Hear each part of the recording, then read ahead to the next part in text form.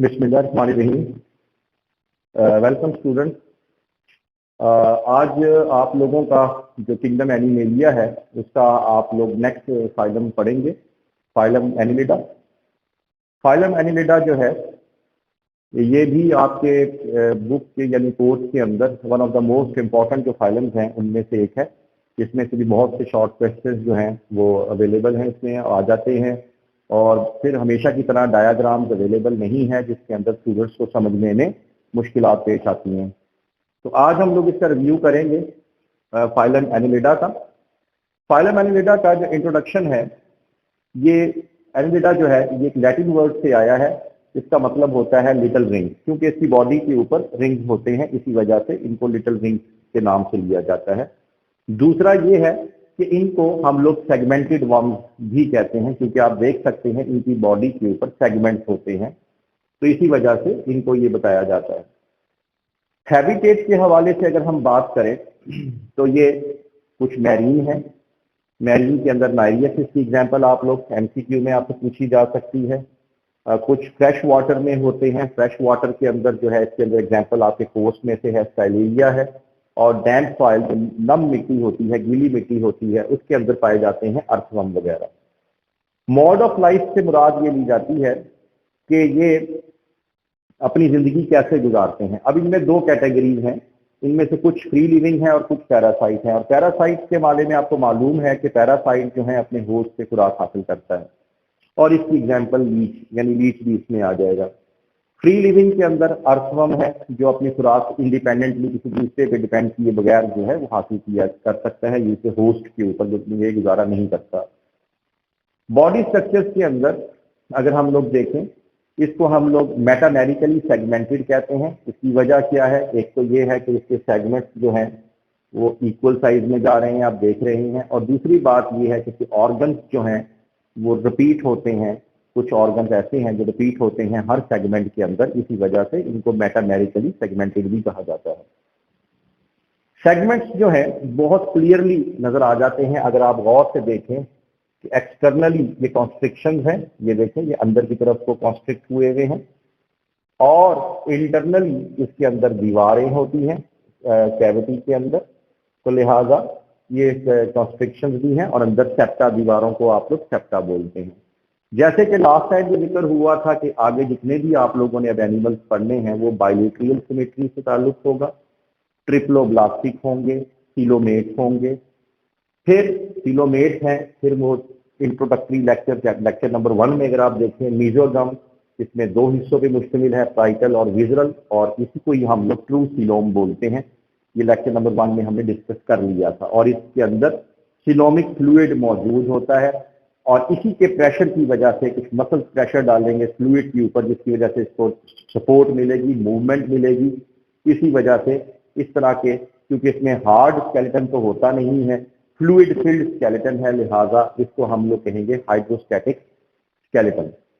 Body system की अगर हम बात करें तो सबसे पहले आ जाएगा इसका डाइजेस्टिव सिस्टम। डाइजेस्टिव सिस्टम जो है वो आप देख सकते हैं, इसके अगली साइड यानी एंटीरियर साइड पे माउथ है, जबकि पोस्टीरियर साइड पे इसके एनस मौजूद है।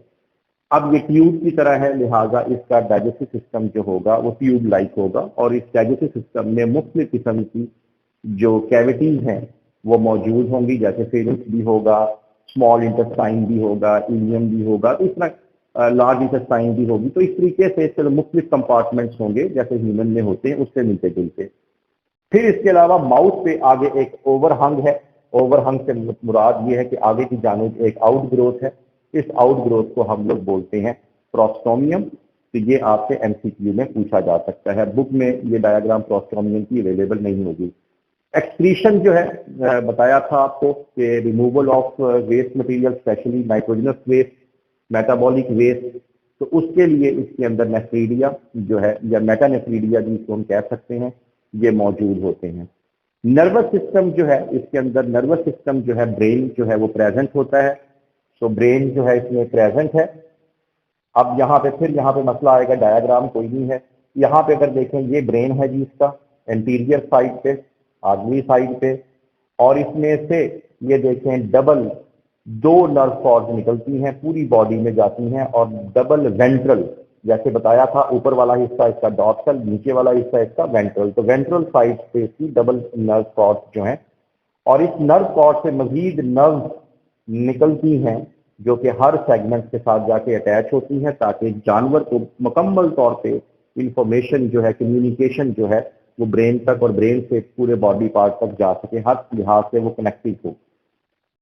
सर्कुलेटरी सिस्टम के हवाले से यहाँ पे बहुत ही इंपॉर्टेंट बनता है कि इसमें सर्कुलेटरी सिस्टम मौजूद भी है, वेल डेवलप्ड भी है, और ये पहला इनवर्टिब्रेट भी या होगा अभी आपके फाइलम में जिसका अंदर क्लोज सर्कुलेटरी सिस्टम है। चैप्टर 14 में आपको पढ़ाया था कि क्लोज सर्कुलेटरी सिस्टम जो है ये एक होता है ओपन सर्कुलेटरी सिस्टम, तो इसके अंदर क्लोज सर्कुलेटरी सिस्टम है, और ये इसमें ब्लड है, ब्लड में हीमोग्लोबिन है, और हीमोग्लोबिन जो है ना सिर्फ गैसेस बल्कि न्यूट्रिएंट्स, ब्लड जो है वो न्यूट्रिएंट्स को भी जो है वो ट्रांसफर करता है, यानी हर एक काम जो सर्कुलेटरी सिस्टम के जरिए होता है वो ये इसमें कर रहा होता है। रेस्पिरेटरी सिस्टम अगेन इसमें एब्सेंट है, इसके बारे में आपने चैप्टर 13 में पूरा एक चैप्टर पढ़ा हुआ है रेस्पिरेशन के हवाले से कि इसकी जो स्किन होती है वो मॉइस्ट होती है, लिहाजा बाय डिफ्यूजन ही ब्लड कैपिलरीज के अंदर ऑक्सीजन आ जाती है और वो ऑक्सी हीमोग्लोबिन बन जाती है, यानी रेस्पिरेटरी सिस्टम एब्सेंट, बाकी यानी गैसेस जो है वो डिफ्यूजन के जरिए होती है, रेस्पिरेटरी सिस्टम इसमें एब्सेंट होगा। मसल्स के हवाले से अगर आप देखें लोकोमोशन ये कैसे करते हैं, मसल्स में दो तरह के मसल्स बहुत इंपॉर्टेंट है, ये अक्सर ही शॉर्ट क्वेश्चन में आया होते हैं, एक होते हैं सर्कुलर मसल्स और एक होते हैं लॉन्गिट्यूडनल मसल्स। जब भी बात हो सर्कुलर मसल्स की तो सर्कुलर का मतलब होता है राउंड बॉडी के, लॉन्गिट्यूडनल का मतलब होता है लंबाई के। तो इसके अंदर दो तरह के मसल्स होते हैं, एक सर्कुलर मसल्स और एक होते हैं लॉन्गिट्यूडनल मसल्स, और इसके अलावा इनके ये जो आउटग्रोथ थी, ये जो नीडल लाइक स्ट्रक्चर हैं, ये इस तरह की आउटग्रोथ भी निकलती हैं, इनको सीटा और काइटा भी बोलते हैं। तो सर्कुलर मसल्स और लॉन्गिट्यूडनल मसल्स और सीटा मिल के जो है इसको मूवमेंट में मदद देते हैं, जबकि ये सीटा और काइटा जो हैं ये एब्सेंट होते हैं किसमें, लीच के।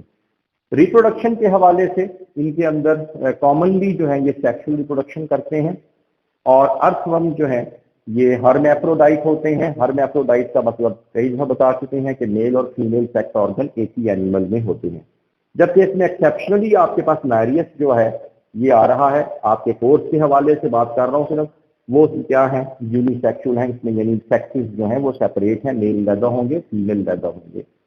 फर्टिलाइजेशन एक्सटर्नल होती है, और इंपॉर्टेंट फिर एक और चीज आ गई कि इसके अंदर ट्रोपोफोर लार्वा भी मौजूद होता है या बनता है।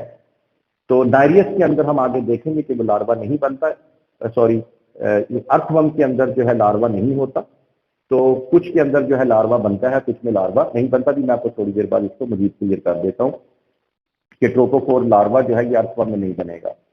अच्छा, इंपॉर्टेंस के हवाले से देखें तो ये बरोइंग एक्टिविटी करते हैं, यानी जमीन को ये खोद डालते हैं, जमीन को ये सॉफ्ट कर देते हैं, जमीन को ये पोरस कर देते हैं ताकि हवा जो है वो जड़ों तक जा सके और जड़ों को भी रेस्पिरेशन का मौका मिल सके और पौधे जो है फ्लोरिश कर सकें। सॉइल को ये नरम कर देते हैं, जब नरम कर देंगे तो जाहिर बात है रूट्स जो है वो डीपर इनटू द सॉइल चली जाएंगी और ज्यादा से ज्यादा न्यूट्रिएंट्स और पानी को एब्जॉर्ब कर सकेंगी। एक और काम जो इनका ये है कि ये मिक्सचरिंग एंड ये मिक्सिंग ऑफ दी सॉइल कर देते हैं, इन जैसेज मिट्टी को ऊपर ले आते हैं, ऊपर वाली मिट्टी को नीचे कर देते हैं, जिसकी वजह से मजीद सॉइल की जो फर्टिलिटी है उसमें इजाफा होता है। इसी वजह से इसको हम लोग नेचुरल फ्लो भी अर्थवर्म को कहते हैं। बहुत इंपॉर्टेंट शॉर्ट क्वेश्चन है इसके हवाले से, फाइलम एनिलिडा का इंपॉर्टेंस। तो अभी ये लेक्चर जो है वो कंटिन्यू रहेगा, इंशाल्लाह ताला अगला लेक्चर जो है वो स्टार्ट करते हैं।